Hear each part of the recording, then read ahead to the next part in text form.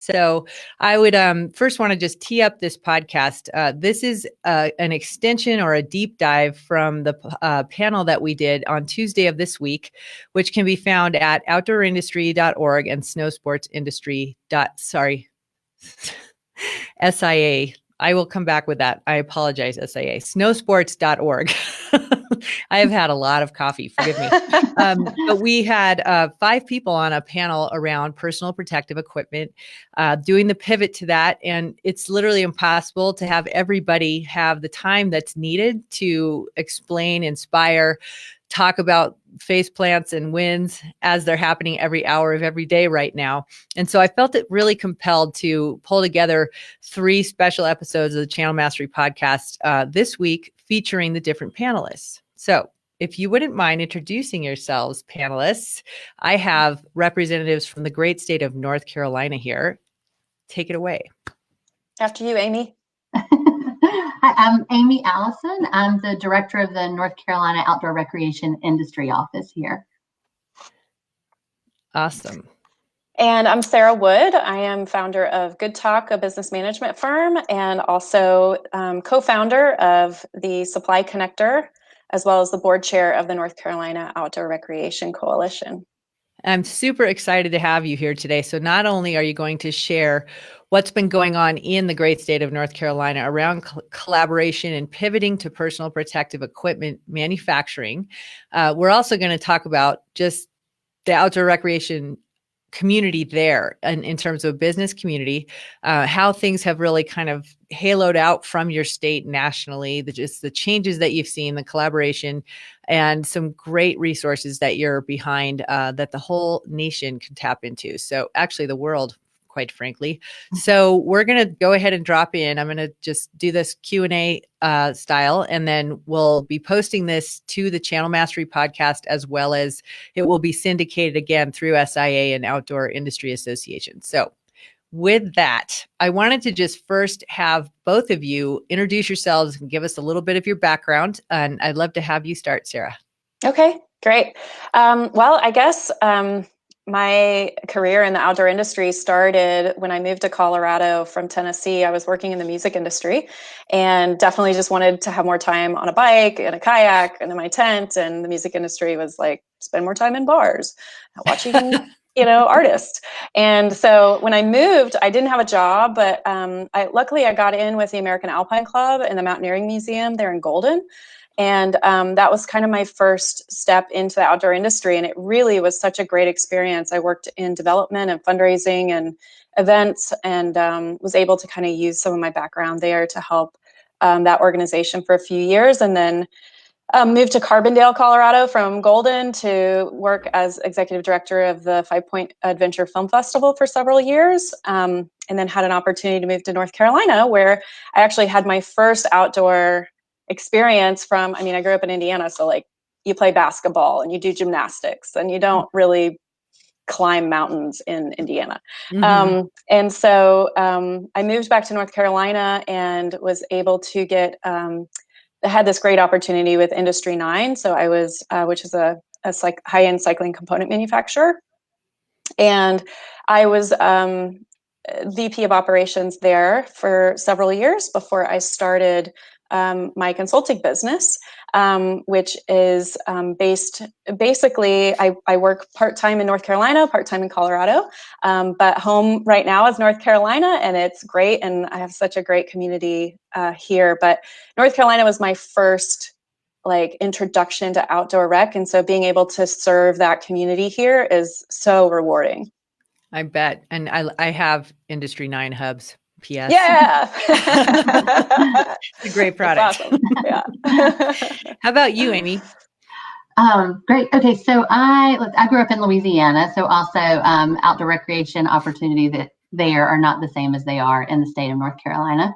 But I moved here in the 90s to work for a camp in the Brevard area. And so I was their wilderness guide and their rock climbing lead, and did that for 5 years while I was going to school, and then eventually just moved to Brevard full time, and was an outfitter and guide there for some different companies in the area, and then a teacher working with some of the same students that we were leading in the outdoors, and started some outdoor recreation programs with the school. And then from there, took a wild leap and started working with the Leave No Trace Center for Outdoor Ethics out of Boulder, Colorado. But my husband and I were their traveling trainer team for 3 years. So we lived out of our Subarus and traveled all over the country and taught outdoor ethics. Got to see, all the lower 48 states with that job. And that kind of led me into this path of really being involved with the outdoor industry. Soon after that, I started working for Hammocks, based here in Asheville, North Carolina. Yeah, they're a super cool company. Loved working with them. I started as their events coordinator and then rolled into, I was their marketing director. So I was there for about 7 years before taking the job that I have now as the director of the outdoor recreation industry. And when did you take that job? It was at the end of October. So I am, 5 or 6 months into it now. So it's been a roller coaster and a whirlwind, and I would not trade it for anything. And she's crushing it. Yeah, obviously. And I just have to say, you're the first in the chair, right? There was someone who had the role before I took over as well. David Knight was his name. So he did it for about 1.5 years, and then I jumped into the role.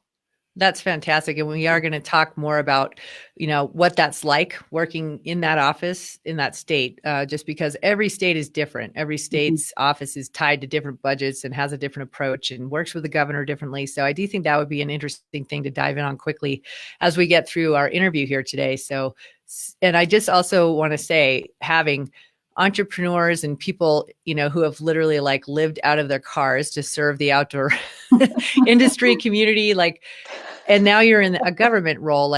What a fantastic duo you are to have on the podcast here as part of our COVID-19 series of resources. And again, what we're going to talk about today is something none of us on this Facebook Live saw coming, especially when you took your role in October, a pandemic and now a recession, right? So, correct. Yes. Okay. So let's, I was hoping to talk a little bit about the founding of the North Carolina outdoor business community, because it sounds like from what I gleaned in our panel that we did earlier this week, it sounds like a very tight-knit group of makers. And I'm curious to know how this family came together and how it's really evolving through this crisis. Sure. It was actually right around the time that I started working with Eno. Through that organization, we're collaborating and working with other brands in the industry in our area. But we kind of kept having these moments of realizing that there were so many brands that were based here, but that we didn't all know one another. We could, maybe had emailed with one another, but if they walked past you on the street, you wouldn't know who they were. So we had, kind of that mixed with being out in the community, and where, with Eno, you can see at every brewery in the community, there's Eno hammocks, and everybody's yard, there's Eno hammocks. So it's definitely a product that's out there, but we were, all the time having people say oh, you're based here. We didn't know that. So at the time when there was this whole emphasis on, buying local, we were kind of local just doesn't have to be about your groceries and your crafts and whatnot. You can buy your gear local as well. So we started talking about putting together an event that would bring all of these makers together in the same space, and to do, kind of an outdoor community event where everybody could come out, meet the makers of the gear, purchase the product, and share their stories back and forth of either why they made the gear or why they purchased it. And from that, we just started picking up the phone and calling all these different companies, and everyone was super excited about it. So, that led to us just all getting together at a brewery, putting a face to a name, to then putting on this event, which we now hold annually. We call it our Get In Gear Fest, and literally just kind of talk about coming out, meeting the makers, get your gear spruced up for spring. We always do it in March. And then from there, it's launched into, we now have a nonprofit organization, the Outdoor Gear Builders of Western North Carolina. We have 40 plus members of that organization that are all gear builders right now. And we just we work together, we share stories, collaborate. We created some programs to really help out and foster some, young up and coming growing companies, and to give them support and mentorship as well. And we've just kind of created a really nice little family from that community. That's awesome. And Sarah, how did you fit into this family? Well, it actually started when I was working at 5 Point. I was here asking Amy for sponsorship money. And so when I came here with some of my team to really scope out Asheville as a place for the festival to have a show, the Outdoor Gear Builders was already, in full swing. And so it was as a fundraiser, it was an easy way to tap in and actually know who's in the scene and who might want to be a part of it. So that's really how it started. And then, those relationships, as you know, in the outdoor industry, you just connect so easily with like-minded people. So it was easy to stay in touch. And then when I moved here and started working for one of the members, Industry 9, I was able to tap in even further and kind of foster those relationships even more. So that's kind of where it started. Yeah, awesome. And just say, when she talks about like coming to meet Amy at Eno, like we have this meeting set up and we've talked on the phone and maybe done some, chats through email. And here she comes on her motorcycle. She's like with her helmet tucked under her arm. This like badass. Didn't you bike across the country for that? Yeah. So like coming to a meeting, like I just want to paint that picture because I was like, oh my God, she's such a badass. Sorry, I forgot about that. That's really cool. I love it. And that actually, I also just wanted to quickly ask before we jump to my next question, like, how does as a person who I've visited your beautiful state, but I obviously have never lived there, but I have, having worked in these markets for many years, there's a very rich history of manufacturing there. And I'm curious to know how that is factoring into the Outdoor Gear Builders and also into what we're going to talk about today, because it's just the legacy of the American manufacturing that you have, I think, has really touched every single one of the outdoor active lifestyle markets that Verde works in. And we've had several clients and still do who are based there because of the manufacturing. So I'm just curious to know, like, especially you, Sarah, having lived in Colorado and kind of have almost a dual citizenship, like, what do you see that's like very special about that today? Like, how has that evolved into its current state? Yeah, what I have just witnessed and what I've seen, I guess, on the ground and even directly with Industry 9. I mean, I came there to be an engineer apprentice, and that's, kind of the area I was super interested in learning more about and why I took the job. And it evolved into the operations role. So I was still able to kind of keep my toe in the design and, I wasn't contributing at a high level, but it was so good to absorb. And what I learned is that the outdoor recreation industry really gave a lot of the manufacturing industry across North Carolina another purpose, where maybe some of their former, output was dwindling from a domestic manufacturing standpoint. They created brands for the outdoor industry, which gave their businesses this whole new sector to grow in. And there are several examples of that. And Turnamics, which is the manufacturer for Industry 9, their sister companies owned by the same father-son duo, is a perfect example. He created that brand out of the machine shop. That machine shop's been there for 50 years, making parts for all kinds of industries.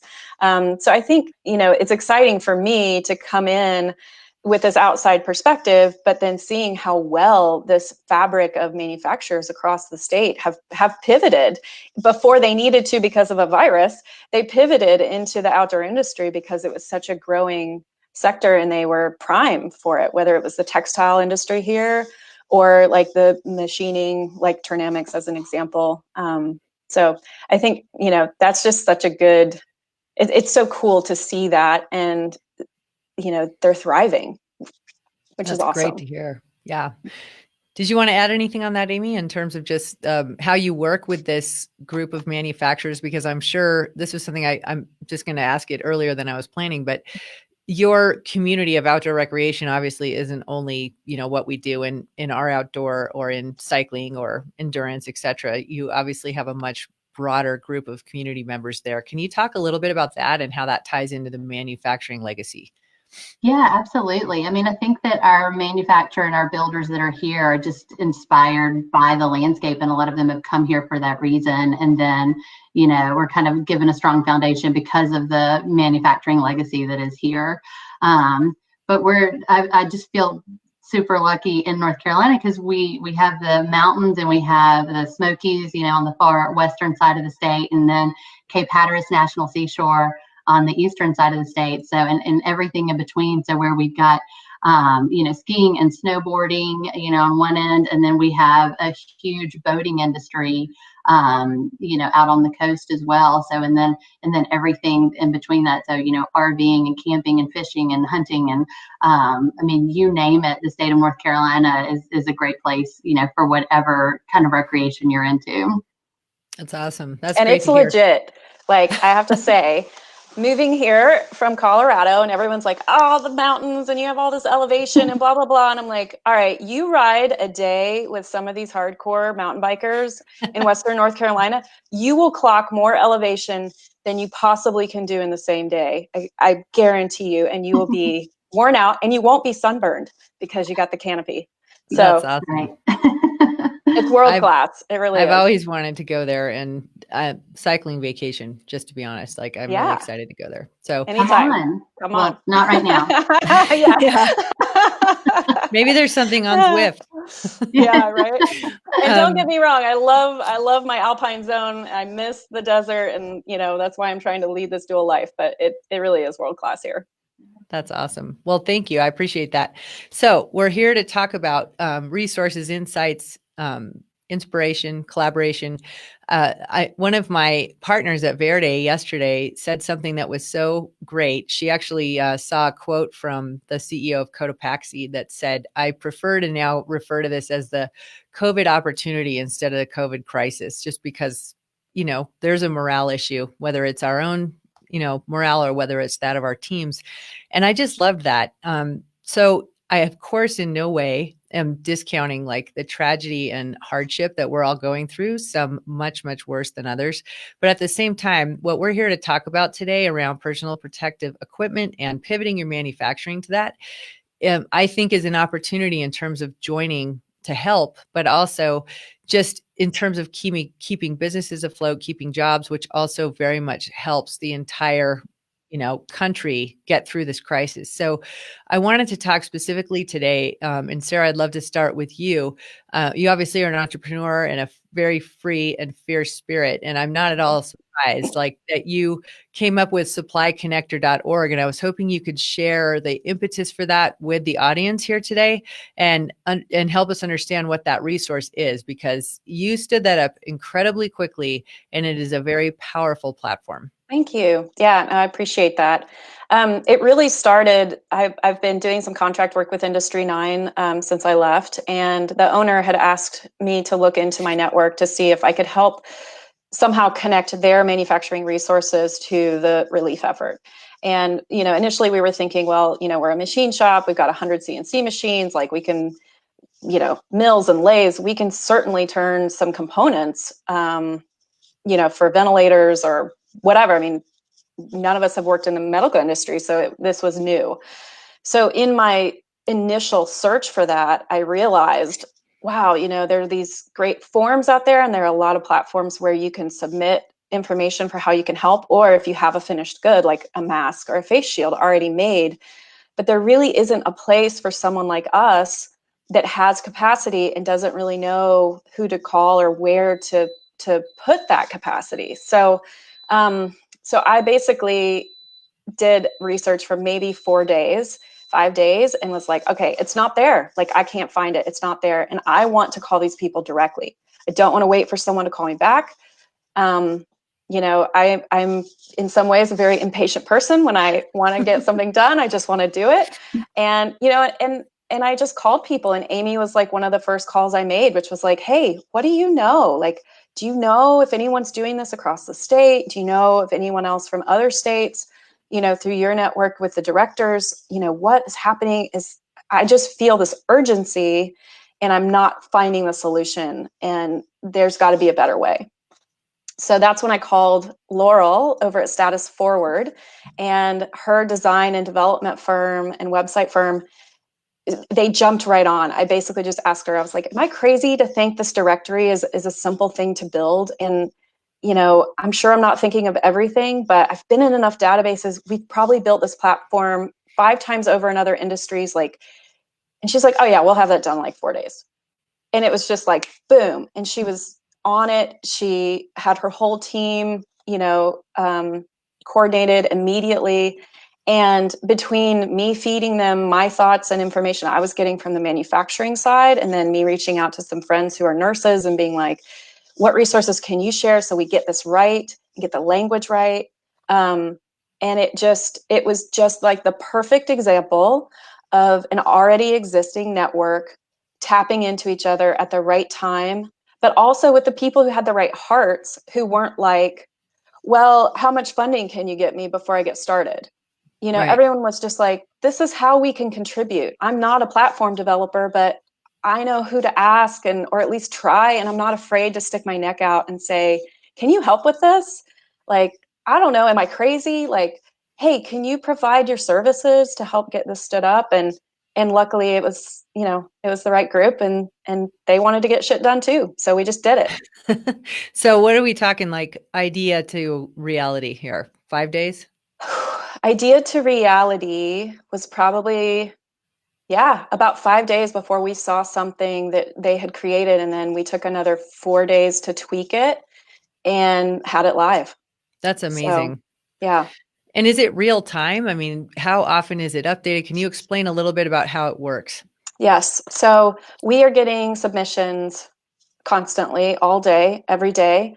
I'm in the platform in the back end, if not once an hour, at least once every 2 hours, approving or disapproving posts, just to make sure that they're accurate and relevant. And I vet each one. So I'm looking at the website. I might be making a phone call. I might do a follow-up email. And we also have some other team members doing the same work so that we can keep it updated as quickly as possible, and that we make sure that what's getting up there is legitimate.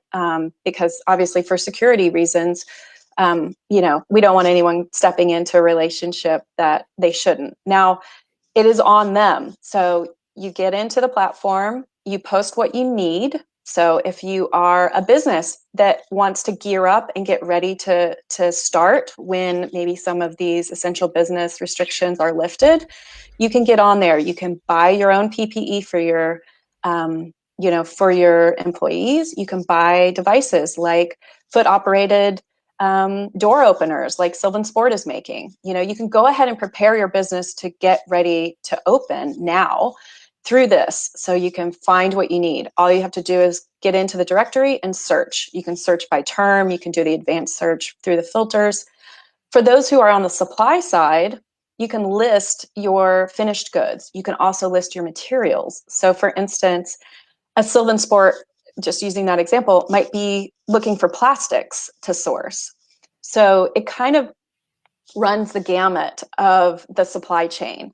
And we tried to make it as simple as possible so that it was really easy to directly connect.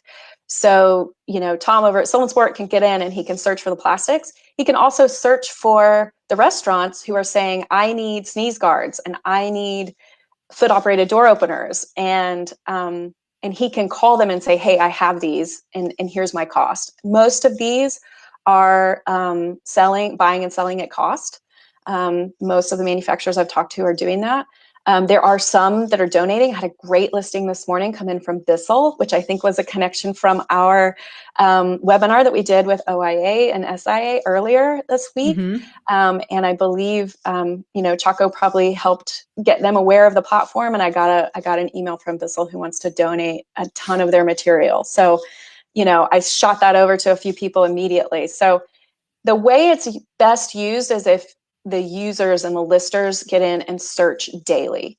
So you get in and you list your product or what you need, and then you come back and you search every day because we have listings coming in all the time. We are working on our platform and our staff in terms of being able to help support those connections if we see them, but the users shouldn't rely on that. And we definitely aren't 100% endorsing anyone that's on the platform. You have to still do your own due diligence before you buy or sell. So that's kind of how it works.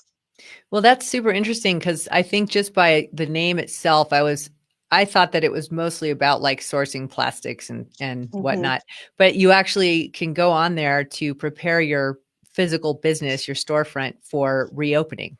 Yes. And That's you can awesome. find those products too, those finished goods, whether it's going to be a face shield or a mask or it's not just PPE. It's everything in between, all the hard, what we're calling the hard goods, which we know in our industry what that is. But yeah. So we learned in the webinar earlier this week, and we'll be doing a Facebook Live tomorrow with Outdoor Research and DPS Skis, and another one with Lindy from Chaco. So we have two coming up tomorrow. But I wanted to say that we learned in the webinar that there are different tiers of PPE that manufacturers are pivoting to. Outdoor Research taking more of an FDA compliant approach, and a lot of the other companies in our industry are taking, more of it's still obviously very suitable and there's absolutely huge demand, but it seems like there's two tiers of it. In your state, it sounds like the majority of the people who have pivoted their manufacturing to this are making things that are basically they don't have to stand up completely, brand new or redo their manufacturing facility. So I just want to make sure that the audience is aware that your company can lean in. You don't have to actually have it be, meeting some guidelines of some enormous Yeah.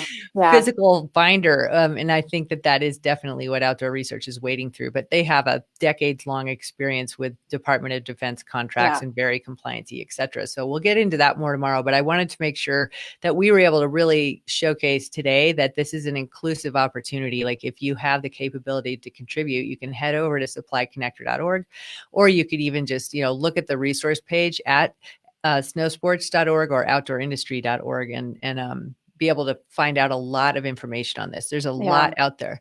It really also just depends on your volume, right? So Outdoor Research has the capacity to do a very large volume. So they're like a perfect match to work with FEMA at that level and do an FDA approved device or series of devices.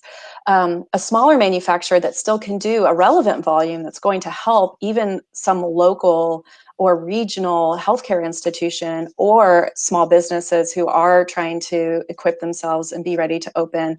Those are still, and maybe they don't go through all the rigmarole of an FDA approval. There's still a need for those devices as well. And even more so in some cases where it's not as critical that they are FDA approved. Let's leave those FDA approved devices open for the areas like the hospitals and areas where it is very critical for that approval.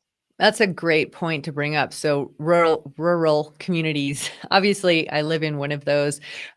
We've had people on our panel from both sides, but you are, I think, talking from the rural community perspective. And let's talk a little bit about that. Let's talk about the importance of, basically looking at your sphere from your front yard and then growing beyond that. So can you talk a little bit about kind of cross-pollination between the industry, the outdoor recreation community there, as well as the hospitals or schools, or, can you maybe create some bridges for the audience to see how you actually started local and then went national? Yeah, and I would say probably the best example is that we dipped into that network of the outdoor gear builders to kind of share this platform first. We said, hey, give us some feedback. We want this to be incredibly valuable to this kind of middle group of people who are super capable of producing a relevant volume of devices, but aren't necessarily going to be on the radar or a best source for a FEMA and that kind of volume. And so we tapped into Sylvan Sport, Lightheart Gear, Industry 9 and Kitspo were working together to produce face shields. And they were a great example of the automation expertise that Industry 9 has and trying to use that to help Kitspo we make more. But Kitspo is a great example too of how they were able to connect with, just from David's emergency medical service background into some contacts, not even in North Carolina. And what we found was that, yes, it's great to support your local community, but if your local community is your only audience and you can do more, or you can produce a volume that will serve more than just your local community, whether it's your county or your region. Tennessee can receive masks from North Carolina. Colorado, there was a healthcare institution that I got connected with through some contacts in Colorado that was like, I'll take anything from anywhere. We're desperate. And I'm like, Mhm. why can't we do this across state lines? This makes no sense. It is just as easy to give this to UPS and let it take a couple days to get to Colorado versus giving it to UPS and it taking the next day to get down the street, or a direct delivery. That system is in place. Let's use it. And hey, if I've got a surplus, let's give it to New York. If I've got a surplus, let's give it to Washington. They are in much more need than North Carolina is right now, or was at the time. I haven't looked at the numbers today. So, I think those are good examples of why we saw it being, testing it here, using our resources that we had close to home first, but then also saying, hey, if this can help someone across state lines, we should be doing that. Yep, exactly. And Kitspo is one of our clients, and I just have reverence for that brand and their leadership. I'm pretty sure that they were one of the first out of the gate on a national level as a Yes. small, independently owned business. And the storytelling that's come out of that, I wanted to take a few seconds to talk about this. It's because I think a lot of the companies out there who are making this pivot are just the first thing they'll say when I was researching the panel is, we're not doing this for opportunity, for financial opportunity.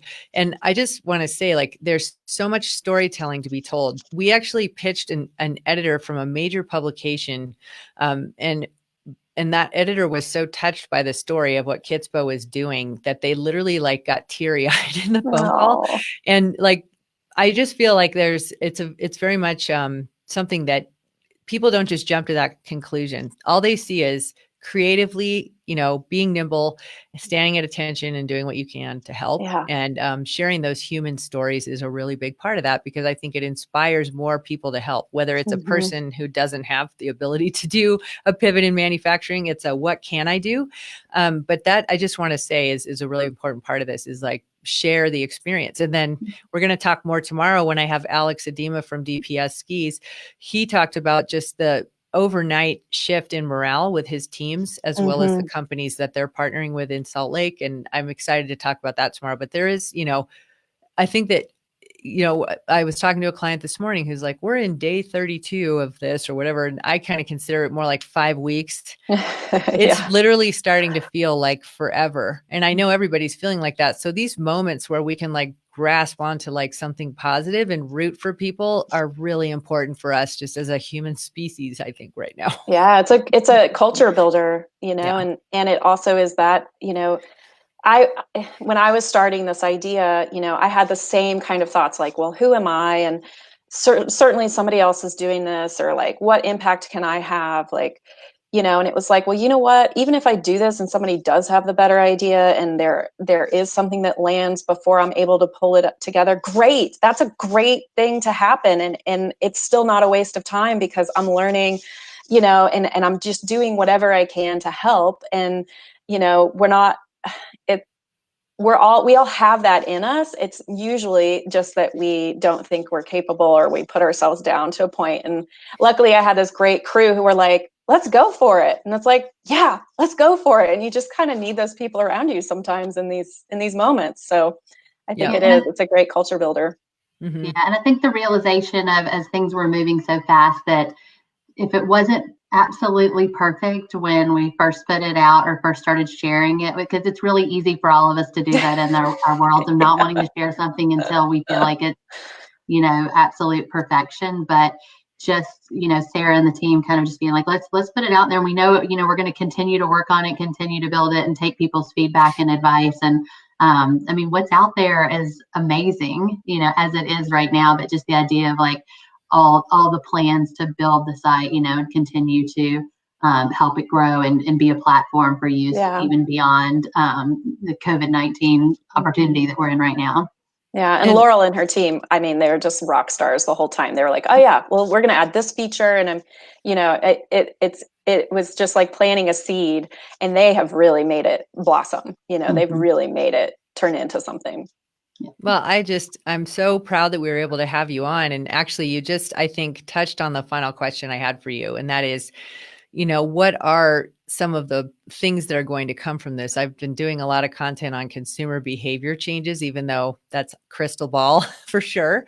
But that's a really important, what we're talking about now when you say culture, Sarah, is really it's like a communal morale boost. I mean, I always love to think that we're, just as great as the people we surround ourselves with. And look at how we're able to surround ourselves with people now going through this crisis. I mean, it's not like it's the people we're physically in the office with. It's like people all across the country who we consider to be heroes or motivated in a way that we strive to be motivated. And it ultimately, I believe, is going to make us all better. And it's not just because, that old adage of what doesn't kill you makes you stronger. It's literally it's learning about the way that humans evolve through incredible hardship and challenge. And this is, I think, the first time in the modern age that we've been faced with something like this with all of the technology connection that we have. And that's why I love so much in the panel, and what both of you led on in that panel is it's collaboration. It's starting local and going national. And it is progress over perfection, everybody. That is super, super important to take away from this. And I also just love that, you're all still a family going through it. Okay. There's a lot of good. There's a lot of bad. There's a lot of ugly, just like any family. And we're getting through that together. That's actually really important. So I think that your story has been incredibly important to share. And I just want to thank you so much for joining us today on the Channel Mastery podcast. Thank you. Thanks for having us. Much.